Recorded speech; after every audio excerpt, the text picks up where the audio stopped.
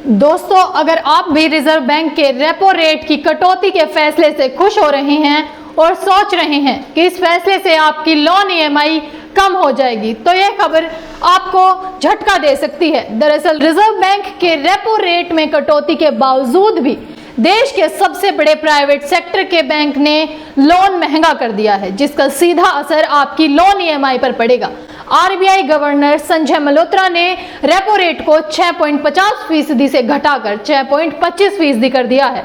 उम्मीद की जा रही थी कि इस ऐलान के बाद बैंकों के लोन सस्ते हो जाएंगे, लेकिन देश के सबसे बड़े प्राइवेट बैंक एचडीएफसी बैंक ने तो इस ऐलान के बाद चुपचाप लोन ही महंगा कर दिया है। नमस्कार दोस्तों, मैं संजना आपके साथ और आप देख रहे हैं जनता की आवाज। और आज हम आपको जरूरी सूचना दे रहे हैं जिसके बारे में शायद आप नहीं जानते हैं। रिजर्व बैंक ने बीते हफ्ते में प्रमुख दरों में कटौती की शुरुआत की और शुक्रवार 7 फरवरी को रेपो रेट में चौथाई अंक की कटौती की है। रिजर्व बैंक का ये कदम इंडस्ट्री के लिए, आम लोगों के लिए राहत का कदम माना जा रहा है। हालांकि बैंकों पर इसका प्रभाव इस हिसाब से पड़ेगा कि उनकी लोन बुक कैसी है और इन बैंकों की लिक्विडिटी की स्थिति कैसी है। अनुमान है ऐसे बैंक जिनका फिक्स रेट लोन एक्सपोजर ऊंचा है, उनके मार्जिन बढ़ेंगे, दरें घटने के साथ ही कम लागत पर रिफाइनेंस कर सकेंगे। जिन बैंकों को इसका फायदा मिलेगा उनमें बंधन bank 77% fix rate loan, AU small finance bank 70% fix rate loan, IDFC fast bank 61% fix rate loan, India bank 50% fix rate loan शामिल है। वहीं ऐसे बैंक जिनका लोन टू डिपॉजिट रेशियो ऊंचा है, उन्हें बाहर से कर्ज जुटाना पड़ता है।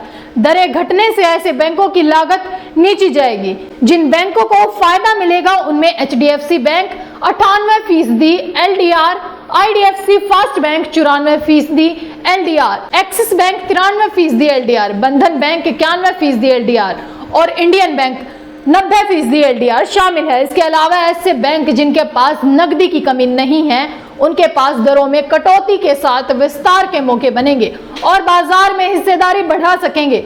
इसमें एसबीआई और इंडियन बैंक शामिल है। दरें घटने के साथ मांग बढ़ने की उम्मीद है। इससे बैंकों को कर्ज बांटने की रफ्तार भी तेज होगी।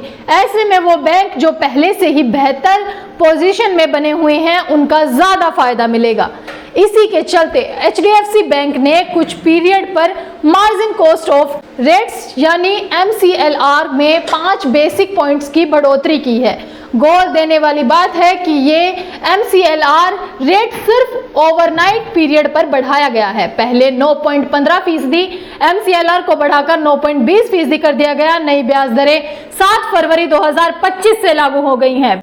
बैंक एमसीएलआर की तय करते समय कई फैक्टर को ध्यान में रखते हैं, जैसे कि deposit rate, repo rate, operational cost और कैश रिजर्व रेशियो। इन सब को बनाए रखने की कॉस्ट एमसीएलआर में शामिल होती है।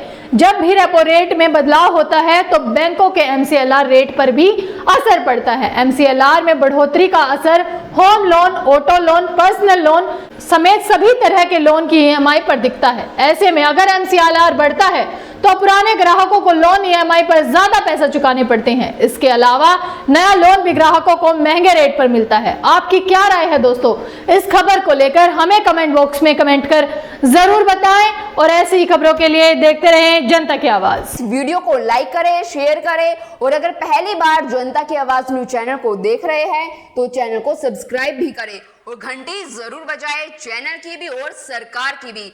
आज की नेशनल मीडिया के मुकाबले में जनता का साथ दीजिए और उसकी ताकत बनिए, जनता की आवाज बनिए और हो सके तो इसके लिए चैनल को ज्वाइन भी करें।